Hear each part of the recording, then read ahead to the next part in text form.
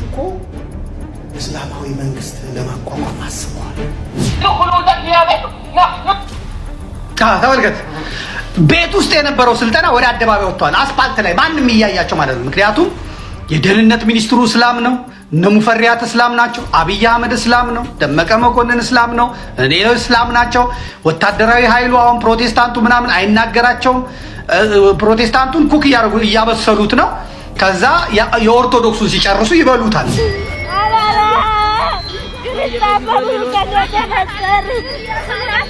አንተ በመጥረቢያ የጨፈጨፍከው የቀጠቀጥከው ቆሻሻ ወሎዬ፣ አንተ የህዋት የቲፒኤልኤፍ የትግሬ ገረድ ልንገር፣ ትእዛዝ ነው ታዝዤ አድርጌያለሁ። በቃ ፋኖ ላይ ነበርኩ ከዛ በቃ ፋኖ ላይ ያለው ነገር አስጠልቶ ይሄው እዚህ ጋር መስቀል የለውም ታያችኋል። ግንባሩ ላይ ምንም አይነት አንዳች መስቀል የለም። መጀመሪያ ያደረጉት ለማጠልሸት ሲፈልጉ ያደረጉት ነገር ትልቅ የግንባሩ ላይ መስቀል ላይ ነቀሱ። ሂትለር ምን ይላል? የሃይማኖት መጽሐፎቻቸውን በሙሉ መውሰድ ማውደም ይላል።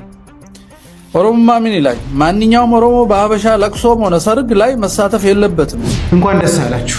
ዛሬ በአንድ ቀበሌ ላይ የነበሩ ሙሉ ኦርቶዶክሳውያን ታፍነው ተወስደዋል። የ12 ዓመት መንታ ልጆቹን የደፈረው አባት በጽኑ እስራት ተቀጣው። የኢየሱስ ስም አይደለም አማኑኤል። አማኑኤል የኢየሱስ ስም አይደለም። የኢየሱስ ስም ኢየሱስ ነው። በጣም የወረደ የዘቀጠ በጣም የሚያሳፍር ከአንድ ወንጌል አውቃለሁ የሚል ወንጌላዊ የማይጠበቅ የሰነፍ ንግግር። ብንሰርቅም ባንሰርቅም እንኳን ክርስቲያኑን መሬት እንኳን ኦርቶዶክስ ሆነ ሰብስክራይብ ምንድን ነው የማታደርጉት? ለምንድን ነው የማታደርጉት? አሁን አድርጉ።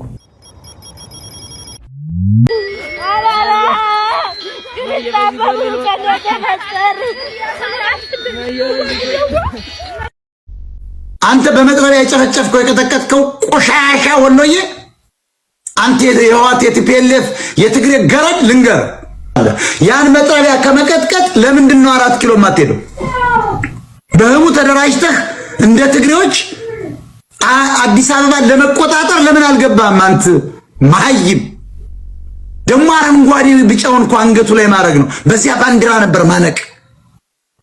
አቆሸሸው፣ ባንዲራችንን አቆሸሸው። የአማራን ፋኖ ነው አቆሸሸው። የአማራን ህዝብ እንደ ህዝብ ተዋርደን እንዴት የሰው ልጅ ድንጋይ ላይ ነው እኮ ደግሞ ድንጋይ ላይ አድርገህ በጭካኔ ትቆርጠዋለህ። ነገር ካለ እስቲ ነው ከዚህ የምለው ማለት ነው። ይሄንን ማረጋችን ብቻዬን አይደለም ያለው፣ ያው እዚህ ብናገር ልጁን ስለሌለ ማለት ነው። አርጉ ተብለን አርገናል፣ ግን ማረግ የለብንም ነበር። ግን ትእዛዝ ነው ታዝዤ አድርጌያለሁ። በቃ ፋኖ ላይ ነበርኩ ማለት ነው። ከዛ በቃ ፋኖ ላይ ያለው ነገር አስጠልቶ አሁን እጄ መምጣት ጥሩ ነው፣ እሱ ማድረግ ጥሩ ነው። ግን ይሄ የራስህ ወገን ራስህ ወንድም የራስህ ወንድም እንደው ጥላት እንኳን ተዋግቶ የተማረከም እንደዛ ይደረግ አይደለም። ተውናዝ ወንድም የራስህ ወንድም እሱ አይደረግ። የት ነው ሀገር አንተ? ሸዋ የታይ ማን ይባላል?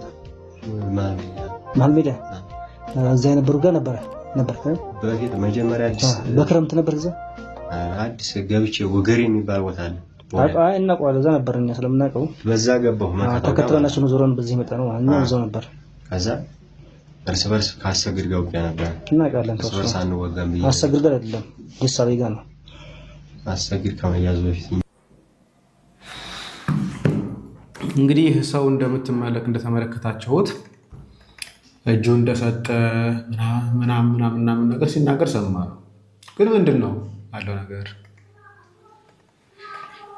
የሚሆን ነገር እስቲ እንመልከት። እስቲ እንግዲህ መጀመሪያ ፖስት ተደረገው ይሄ ናትናኤል መኮንን የተባለው ሰው እንደምታዩት ግንባሩ ላይ መስቀል ያለውን ሰው ይሄው በቁጥጥር ስር ውሏል፣ የአማራን ህዝብ ሲያስጨርስ የነበረ ተብሎ የተዘገበ መረጃ። ግን ይህ ሰው መቼ ነው የተያዘው የሚለውን ነገር ማየት ያለብን ይመስለኛል። እስቲ እንመልከት። ይህ ሰው እዚህ ጋር እንደምትመለከቱት ኖቬምበር 12 ላይ በደቡብ ወሎ ዞን ከሰሞኑ መንግስት ሰላም ጥሪ ተቀብለው ወደ ሰላም የገቡ ታጣቂዎች ወደ ሰላም የመጡ እጅ የሰጡ ታጣቂዎች መካከል ላይ እንደምትመለከቱት ይህ ሰው እዚህ ጋር ቁጭ ብሏል። ይኸው አማራ ሪጅን ፕሬዚዳንት ኦፊስ የሚለው ኖቬምበር 12 ላይ ይኸው በወረኢሉ ወረዳ በጫካ ሲንቀሳቀስ የነበረ ታጣቂ ኃይል በሰላም አማራጭ ተቀብሏል ይላል። ይኸው እዚህ ጋር ሰውየው አለ፣ መሳሪያ ከስር እንደምትመለከቱት አለ። ወረኢሉ ይኸው መሳሪያ ተቀብሏል። ህዳር 3 ቀን 2018 ይላል። ይኸው እዚህ ጋር መስቀል የለውም። ታያችኋል፣ ግንባሩ ላይ ምንም አይነት አንዳች መስቀል የለም። ይኸው እዚህ ጋር ነው የምትመለከቱት። ምንም መስቀል የሚባል ነገር የለውም። እዚህ ጋር ነው የምትመለከቱት።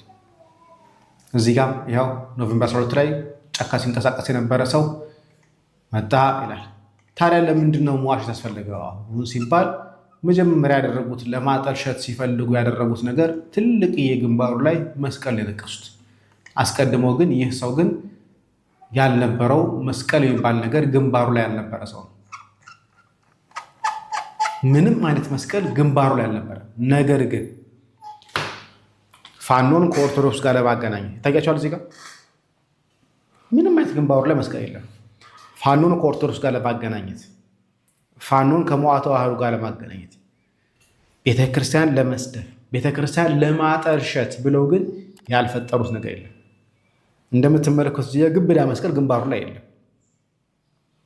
ግን ኦርቶዶክስን ለመስደብ፣ ኦርቶዶክስን ለማጠልሸት፣ ፋኖን ከቤተክርስቲያን ጋር ለማገናኘት፣ ፋኖን ከሞዓ ተዋህዶ ጋር ለማገናኘት እየተካሄደበት ያሉ ንቀት ግን እንደዚህ ድረስ ግንባሩ ላይ ንቅሳት የሌለበት ሰው ንቅሳት አበጅተውለት እያየን ያለ። ይሄ ብቻ አይደለም። በነገር ላይ ከመንግስት ታጣቂዎች ጋር ቁጭ ብሎ ሲደራደር የነበረ ሰው አይደለ? ይሄ ሰው ቅድም አንድ የላኩት ፎቶ ነበረ። ይህ ሰው ማለት ይህ አይደለ? ቁጭ ብሎ ከመከላከያ ጋር የሚወያይ ሰው አይደለ? ግን ለምንድን ነው ቤተክርስቲያንን ለመምታት ይሄ ሁሉ ርቀት እየተካሄደ ያለው? እንኳን ደስ አላችሁ። ዛሬ በአንድ ቀበሌ ላይ የነበሩ ሙሉ ኦርቶዶክሳውያን ታፍነው ተወስደዋል። ይሄ እንዴት ሆነ የሚለውን ነገር ልንገላችሁ። ከዚህ በፊት እነ አቶ ነጋ የተገደሉበት ቀበሌ ነው። በሆንቆሎ ዋቢ ወረዳ በቀቅሳ ቀበሌ ላይ ከዚህ በፊት ብዙ ኦርቶዶክሳውያን ተገድለዋል። ዛሬ 19 እና ከዛ በላይ ሊጠጉ የሚችል በቁጥራቸው እስካሁን ድረስ ከ19 በላይ እንደሆነ የሚገመትላቸው ኦርቶዶክሳውያን በህብረት በማሳ ላይ ሳሉ ነበር ሙሉ ለሙሉ ታፍነው የተወሰዱት። እንግዲህ ቀበሌ ላይ ቀሩ የተባሉ ክርስቲያኖች እነሱ ነበሩ። እነሱንም ዛሬ አጠቃልለው ወስደዋቸዋል። ቤተ ክህነታችን ዝምታን መርጧል።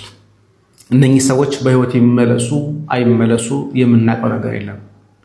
ምክንያቱም ብር ለመጠየቅ ራሱ የቀረ ቤተሰብ መኖር አለበት። ብር የሚልክ ቤተሰብ መኖር አለበት። ብር የሚልከውን ቤተሰብ ጭምር አጠቃለው ነው የወሰዷቸው።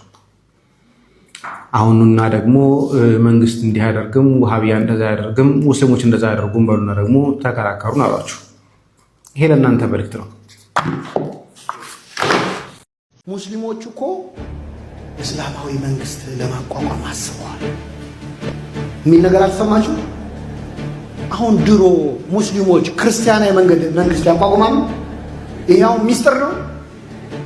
በቃ ተፈላስፌ ሞች ያለው እኮ እንደሚመስለኝ ከሆነ ግን እስላማዊ እንደ ማንኛውም ሰው ሃይማኖቱ ከፍ እንዲል ይፈልጋል አይፈልግም?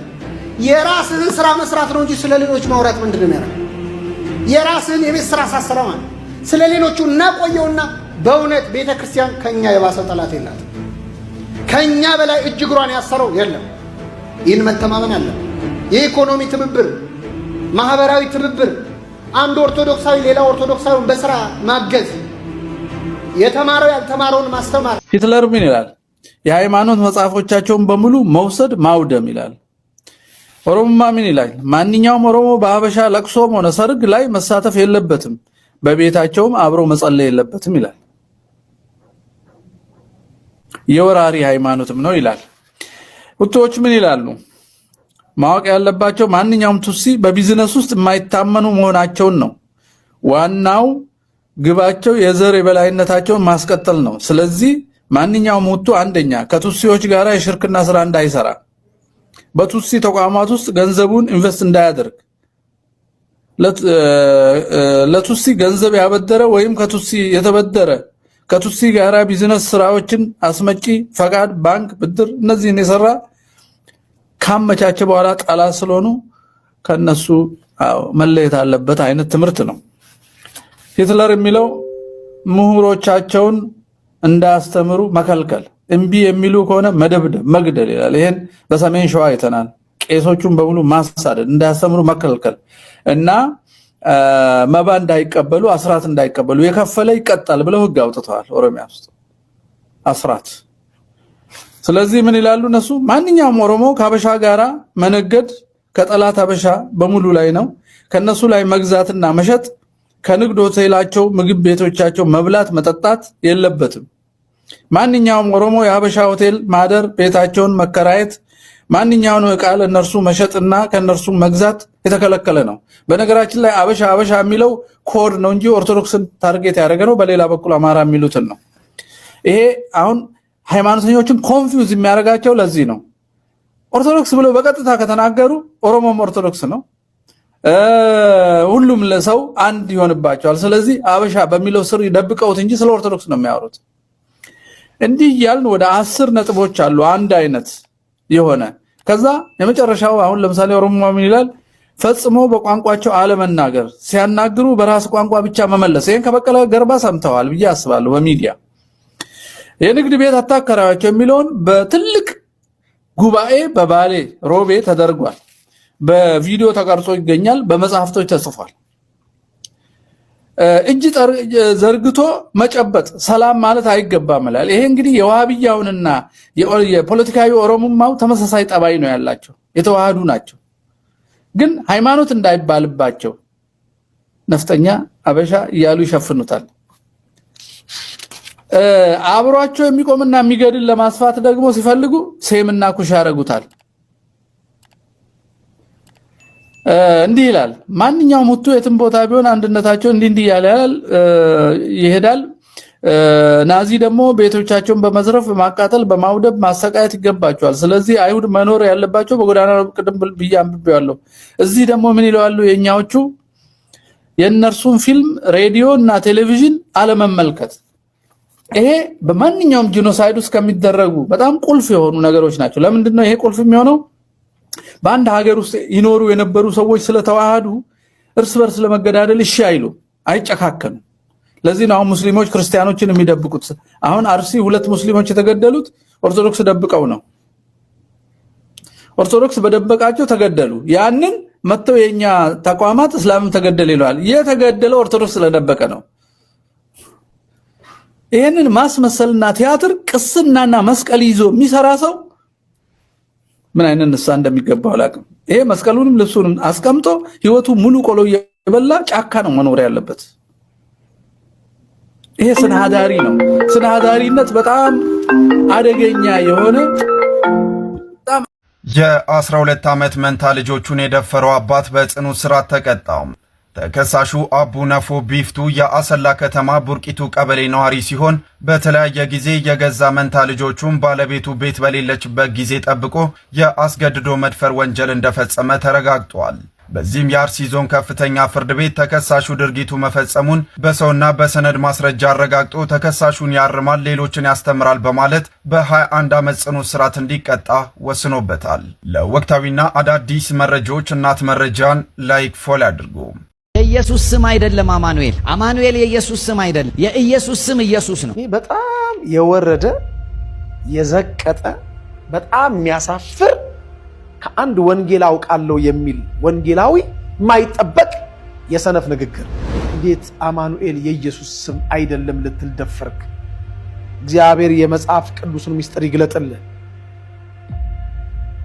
እግዚአብሔር የመጽሐፍትን ምስጢር ላንተ ብቻ አይደለም ላንተ አይነቶቹም ጭምር ይግለጥልህ። እኔ ካወቅኩት ጊዜ ጀምሮ ግን በሃይማኖቱ በግሉ እንከን አላገኘሁበትም። ለባለጠጋ ሲሆን የሚመሰከረው ምስክርነት በሃይማኖቱ እንከን አላገኘሁበትም። በሃይማኖታቸው እንከን ሳይኖርባቸው እንደ በግ እየታረዱ ያሉት ህፃናት ግን መቼ ነው በአንተና በመሰሎች አንደበት የሚመሰከርላቸው? መቼ ነው? ይሄን ንገረን፣ በቃ ይሄን ንገረንና ከዛ በኋላ ግድ የለም የምትለንን በሙሉ እንቀበላለን። የኢትዮጵያ ኦርቶዶክስ ተዋሕዶ ቤተክርስቲያንን ለማፍረስ አሁንም በድፍረት እናገራለሁ። የኢትዮጵያ ኦርቶዶክስ ተዋሕዶ ቤተክርስቲያንን ለማፍረስ ከሚሰሩ አካላት ውስጥ በግንባር ቀደምትነት ገንዘባቸውን ከሚያፈሱ ባለጠጋዎች አንዱ አቶ ጸጋዬ ደበበ። የባሰውን ፍርድ፣ የከፋውን ፍርድ፣ የከበደውን ፍርድ እንድንቀበል ታውቃላችሁና ከናንተ ብዙዎች አስተማሪዎች አይሆኑ ይላል እግዚአብሔር ቃል። ዛሬ ማንም ተነስቶ የመጽሐፍ ቅዱስ አስተማሪ ሲሆን እያየን ይሄ ለስጋችን ሳይሆን ለነፍሳችን ማድላታችን ሊያስመሰግነን ሊያስጨበጭብልን ሲገባ ብዙ የሚነቅፉን ከመጽሐፍ ቅዱስ ውጪ የወጣ ነገር የምናስተምር የሚመስላቸው ብዙ ሰዎች አሉ። ግን አይደለም። ምናልባት አንዳንድ ጊዜ ይሄ ስብከታችን ጆሮአቸውን የሚያሳክካቸው፣ አይናቸውን የሚያሳሻቸው፣ አፋቸውን የሚያዛጋቸው፣ ጸጉራቸውን የሚያሳክካቸው ብዙ ወንድምና እህቶች በጎረቤቶቻችን ሊኖሩ ይችላሉ። እንዴት የከበደን የችግር ቀንበር የሚሰበርበት እንደ ሀገር በብዙ መልኩ ያዘንበት ችግራችን መፍትሄ የሚያገኝበት እንዲሆንልን ከፈለግን አሁን ያልኳችሁን አድርጉና እንሞክረው። ተመልከት፣ ቤት ውስጥ የነበረው ስልጠና ወደ አደባባይ ወጥቷል። አስፓልት ላይ ማንም እያያቸው ማለት ነው። ምክንያቱም የደህንነት ሚኒስትሩ እስላም ነው፣ እነ ሙፈሪያት እስላም ናቸው፣ አብይ አህመድ እስላም ነው፣ ደመቀ መኮንን እስላም ነው፣ ሌሎች እስላም ናቸው። ወታደራዊ ኃይሉ አሁን ፕሮቴስታንቱ ምናምን አይናገራቸውም። ፕሮቴስታንቱን ኩክ እያበሰሉት ነው። ከዛ የኦርቶዶክሱን ሲጨርሱ ይበሉታል። ምንም ጥርጥር የለውም። እኔ ስናገር ይቀፋል። ለምን በነስር ይወጣልሃል፣ በላብ ይወጣልሃል። አሁን ወሎ፣ አሁን ደሴ ክርስቲያኑ በዚህ መጠን ተዘጋጅቷል? አልተዘጋጀም። አሁን ምን ተጀምሯል?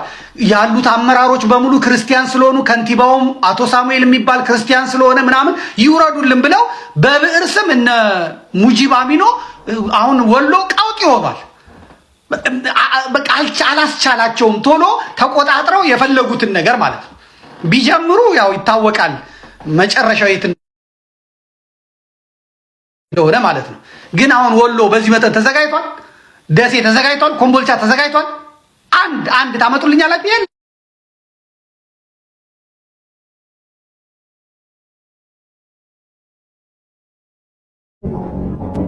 ብንሰርቅም ባንሰርቅም እንኳን ክርስቲያኑን መሬት እንኳን ኦርቶዶክስ ሆነ